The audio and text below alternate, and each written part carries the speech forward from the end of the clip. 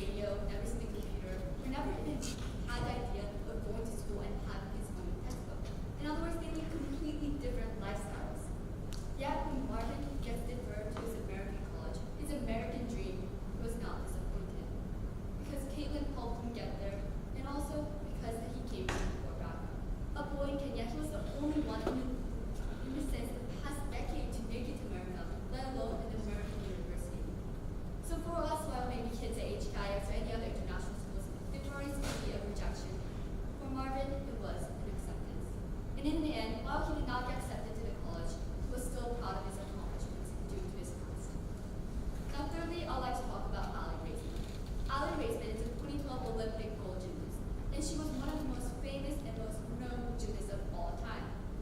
Yet, she had a hard time at the beginning. Now, in the balance beam finals at the 2012 Olympics, she came fourth. Now, she used to say in many interviews that fourth was her unlucky number. She came fourth in almost every competition. In fact, prior to that day, in another uneven bars final, she tied for third, but due to a tiebreaker rule, she came fourth. Now, through her many experiences in 2012, she had hated the fact of being deferred or being rejected, or in other words, not getting a medal. Yet the balance beam Olympics, she came fourth. Yet her coach submitted a score inquiry, meaning that they thought the score was not wrong. It didn't justify her performance, and that led to her score being deferred. It was in the middle of the podium, and they were choosing whether she would get the bronze medal or not. Now, through this anxiety and weight of her, whether she's going to get the bronze medal or whether she's still going to come forth again at the Olympics, she stayed positive. She said, I never took the time. I never been a time where I was being considered for deferral. I've always been fourth and I was fine. But to be considered to be even in the position of receiving a bronze medal was an honor. So as you can see, in three of these examples, Misty Copeland, Kenya, and Olympics, sometimes deferral for all people could be an opportunity. And we mankind, even whether we're rich, whether we're in international schools, or wherever we were born, we should all look upon deferrals as a positive and a good opportunity. Thank you.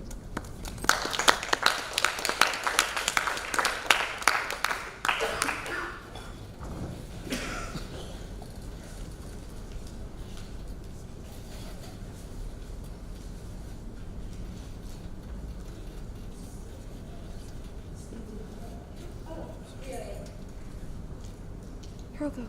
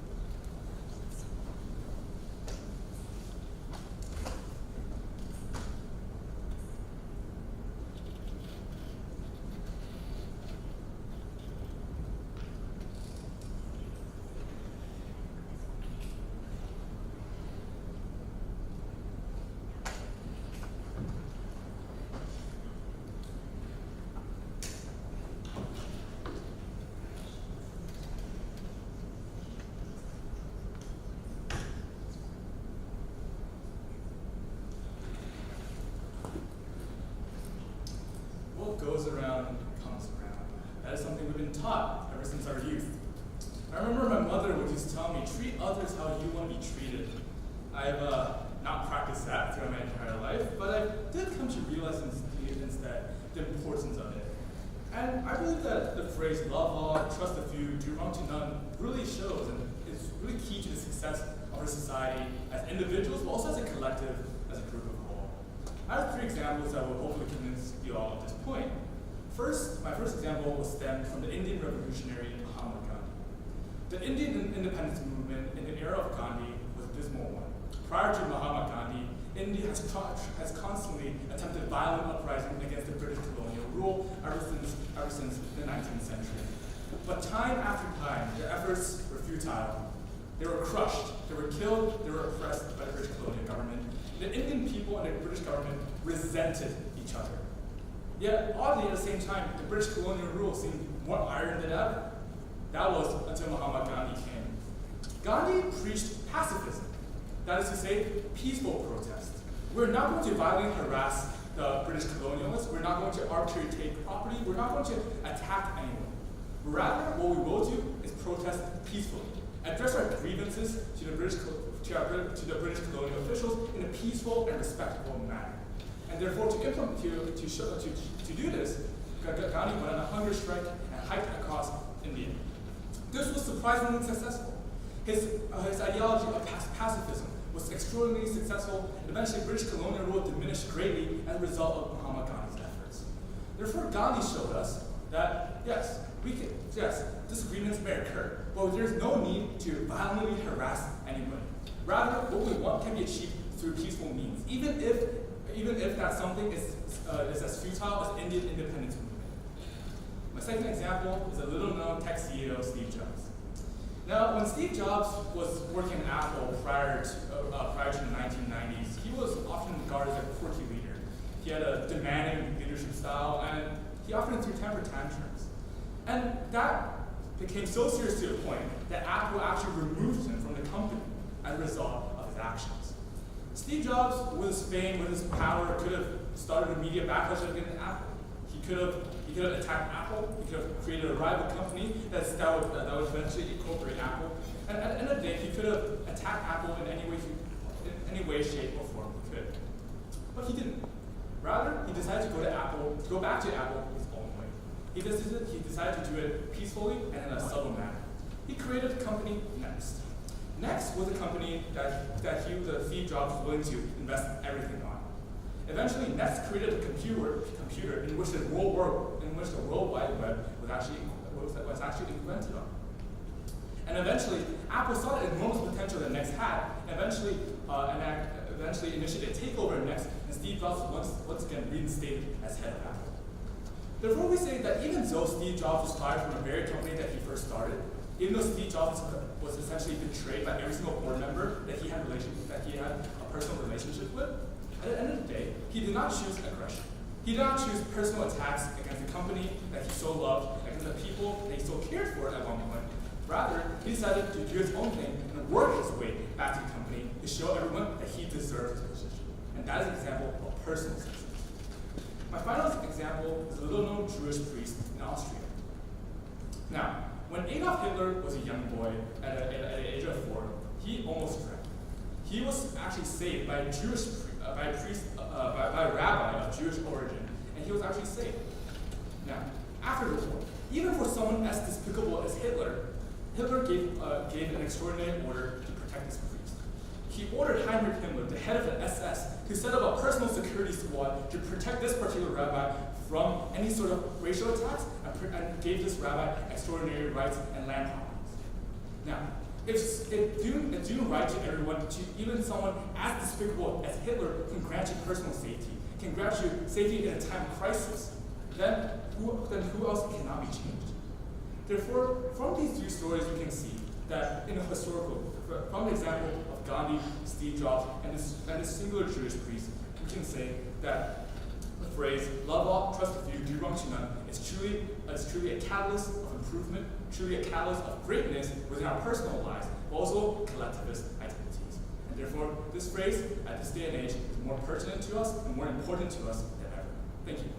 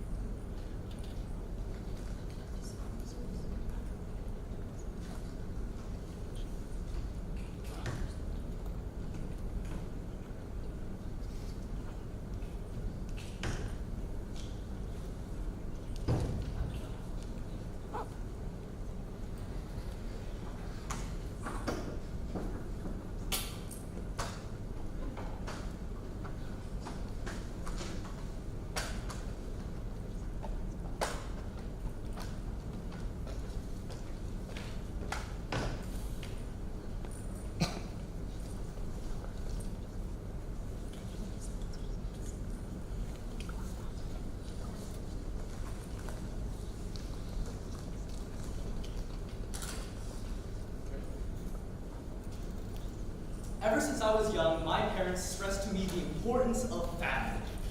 Those closest to us will be the ones that will stick with us throughout the rest of our lives. And if we can't trust family, then who can we trust? That is why when Shakespeare says, love all, trust a few, do wrong to none, I immediately thought of my family. The few people that I do indeed trust.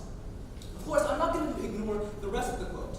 Love all, do wrong to none. These are all concepts that are deeply ingrained in today's modern society. Think of the golden rule. Think of treating others the way that you would like to be treated.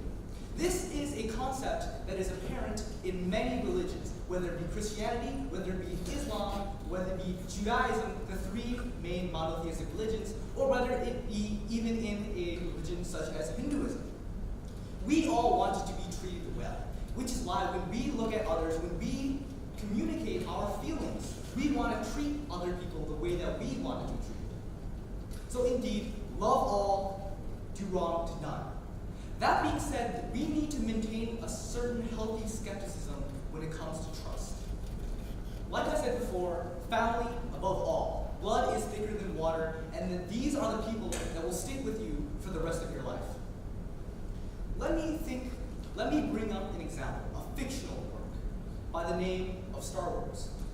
In Star Wars, we see Luke Skywalker bound to his father by the chain of blood.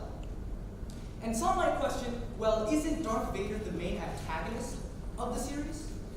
The bonds of blood are thicker than water.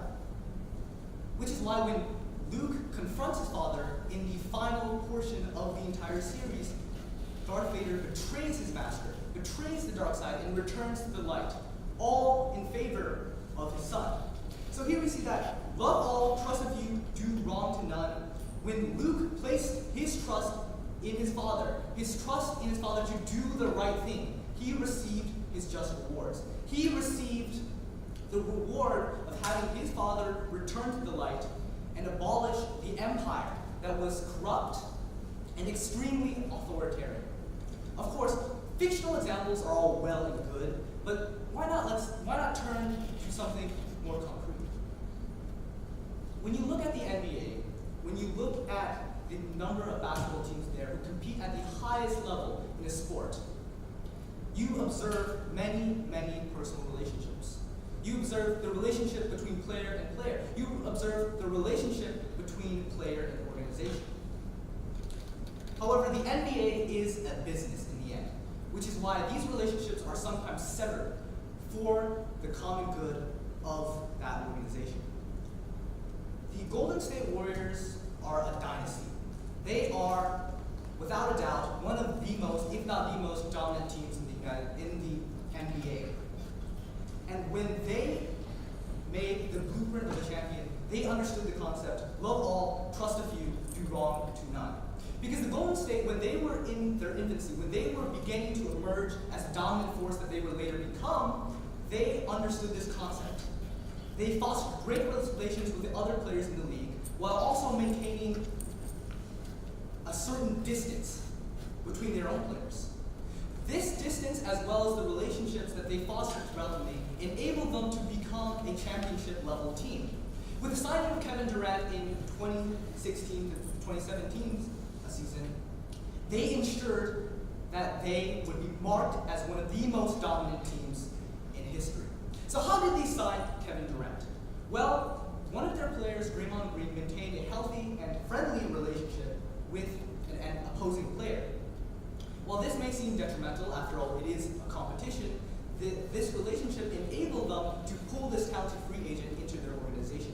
On the other hand, Golden State also had to release many players with the acquisition of Kevin Durant, which is why they maintained a certain distance. Golden State did indeed love all, trust a few, do wrong to none, but I want to emphasize the point that Golden State trusted a few. They didn't put all their eggs into one basket and put all their trust into a few players. And by doing this, by signing Kevin Durant, by only trusting a few, they were able to become championship contenders. In conclusion, it's clear to see whether it be in the fictional world, which reflects reality, or reality itself. It is indeed true that we must love all, trust a few, and do wrong to none. Treat others the way that you would like to be treated, but also maintain a certain distance to all but the closest to you. Thank you.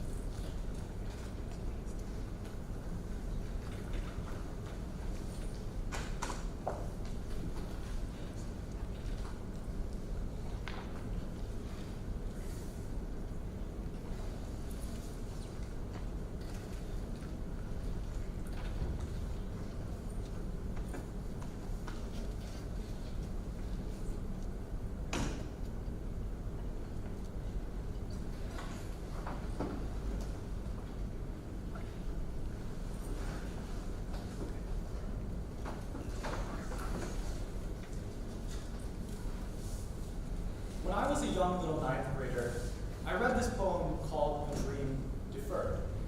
It asks the question of what happens to such a dream that you let hang on for just a little bit too long, a dream that you let go of seemingly for a little while. And it suggests that indeed this dream explodes. But what I would like to say today is that sometimes it's okay to put a delay to your dreams. And it's okay to have your dreams deferred. Because in fact, deferral is not just about giving up. Deferral is about adjusting your goals and coming back just as strong the next time. I'm going to prove this point through 3 examples today. Firstly, I'm going to discuss Jack Ma. Now, Jack Ma is a Chinese entrepreneur who has arguably and inarguably changed the world.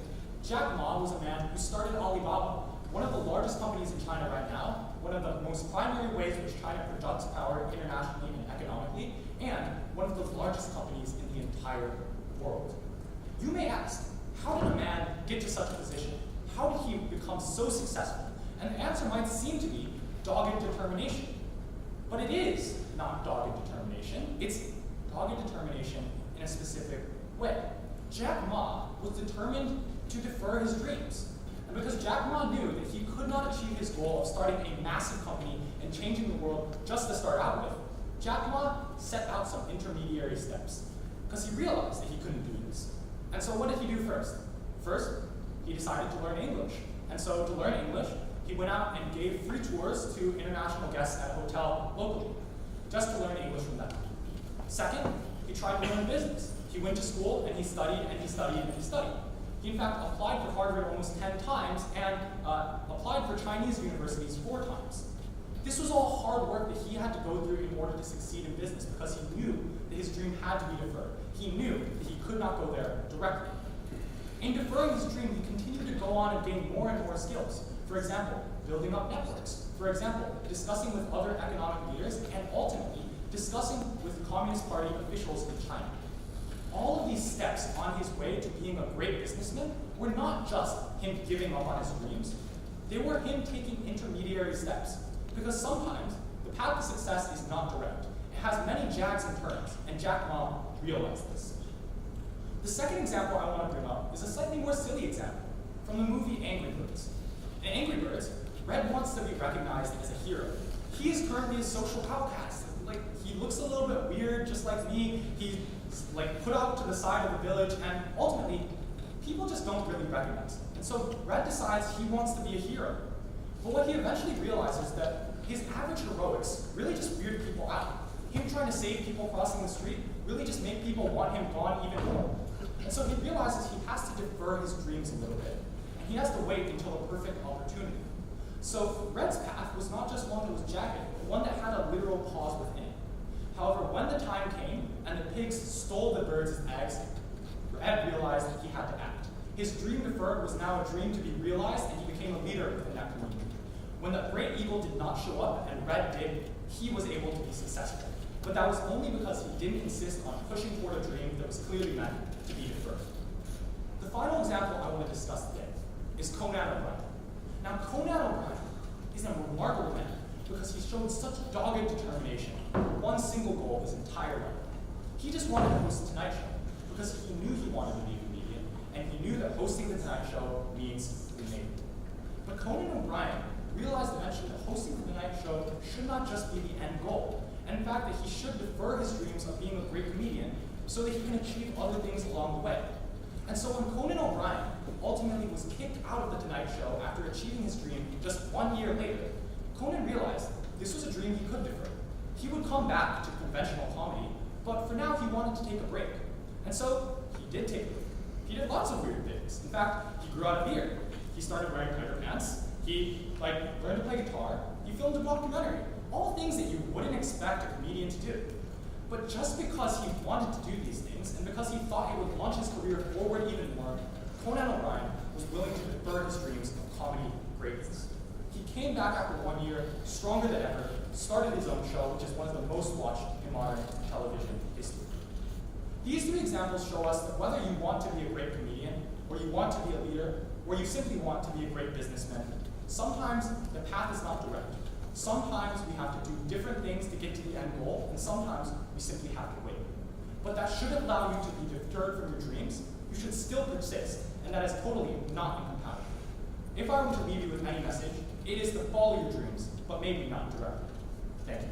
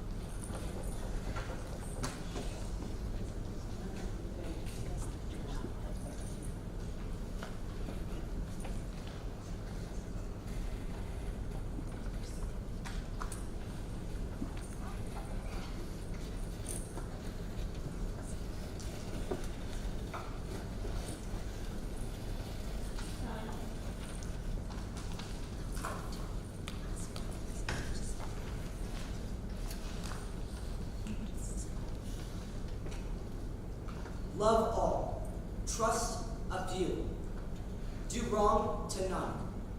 This is a quote by William Shakespeare that was written a couple hundred years ago, yet still has an important impact to today. This quote is completely true to us today.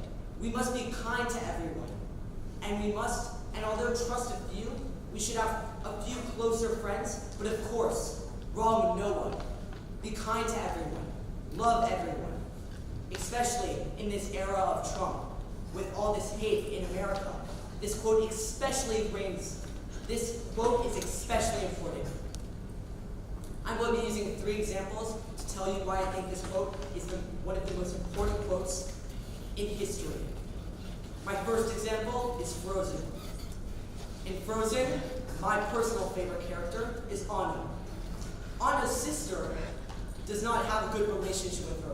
If anything, they have a bad relationship after the parents' death. But what does Anna do after Elsa pushes her away? Does she feel rejected? Does she give up? The opposite. She instead tries to become more kind to her sister. In the song, Do You Want to Build a Snowman? She constantly is nice to her and knocks on the door every day to give her a good message. She is the one who changes Elsa by the end. She is the one who makes everyone feel welcome, and she is the character who we should all aim to be. She loves everyone in the village, and she loves her sister, even though there is no love given back. My second example is Jesus Christ from the Bible. Now, I'm sure we all know the Bible, and I think Jesus is the best example of this quote. Jesus is kind to everyone. Jesus is loving to everyone. Jesus is the one who gave the fishermen food. Jesus is the one who cured a blind man. Jesus is someone who, although we can argue for days if God is real or fake and Jesus is real or fake, Jesus is still a moral to all of us, atheist, Christian, Jewish, anything. He world to all of us because he shows this compassion to everyone. He never wrongs someone. He's never rude to someone, despite the fact that he's constantly attacked. And by the end, he's put on a cross. Yet does he ever speak a rude word to anyone? Is he ever rude to anyone? No. So why can't we? Are we persecuted like he was? No. So why can't we love all just as he did? My second example is Brian from Avenue Q. Brian is constantly wronged in this play, in this musical. His parents steal money from him. And because of that, he ends up losing his white-collar job because he no longer can afford rent and needs to find a cheaper place because he can't get to work because it would cost him too much. This is a despicable act that any of us would react with hatred to. But does he? No. Instead, he goes to Avenue Q, this new neighborhood that he does not want to live in, and he makes it his own. He makes everyone there feel accepted, despite the fact that they're in a low income. He is a perfect example, along with Jesus and Anna. These people are role models that we should all believe in, and that we should all learn from. Love all, trust a few, and do wrong to no one. Thank you.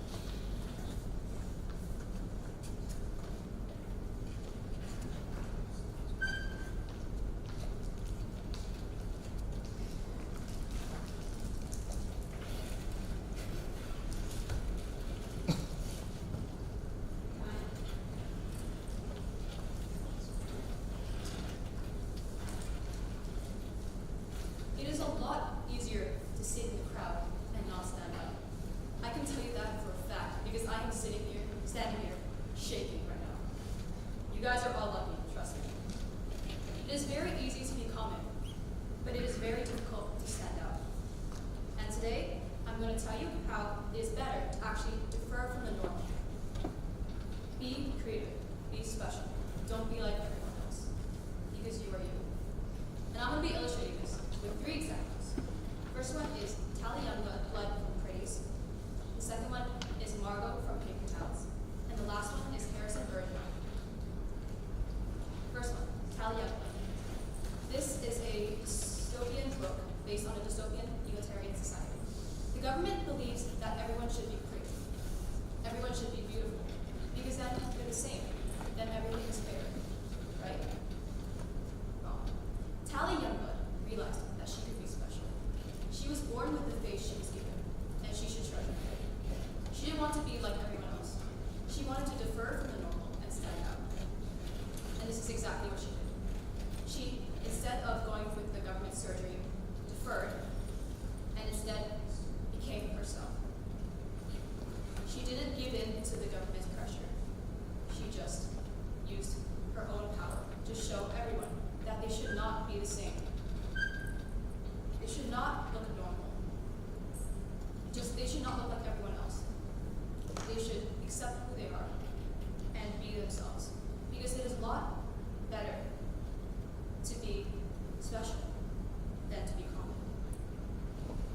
next example is paper towns.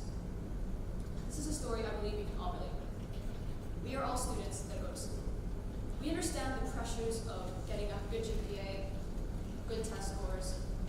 We understand the relationships and we understand the difficulty in making relationships with our friends. Margot, the main character, understood this difficulty, and she realized that she was drowning in other people's identities. She was being surrounded and affected by everyone else. And so she decided to stand out. She ran away to find her identity. Even though some might argue that it must not have been a good idea to run away from her problems. By running away, she managed to find her identity somewhere where she could be free. She deferred from the normal, and she became herself. She understood that she was special, and that's really important. Understanding that you are enough, and that you don't have to conform. You don't have to get a 4.0 like everyone else. You don't have to get good grades. You can just be yourself, and understand that that's enough. And the last example is Harrison Virgil. This is a dystopian story where the government believes that everyone should be equal. They gave all the pretty people masks to make them ugly, and they made all the strong people carry around weights to make them weak. They made all the weak people get help so they could be stronger. And they made all the smart people have brain buzzers so they would lose their train of thought and be dumb just like the common. But Harrison Virgil, he realized that the government was wrong, and therefore the government was afraid of him. The government understood how much power he had, and so they tried everything they could to stop him. They gave him way more weights than everyone else. They made him wear the ugliest of masks to make him normal. But Harrison Virgil stepped up onto the stage of the government show and proved to everyone that it was okay to be different. He ripped off his weights. He ripped off his mask. He ripped off everyone else's masks, and he showed them that it's okay to be special. It is so easy to be common. It is so easy to sit in the crowd and just look at the world. Even though it's harder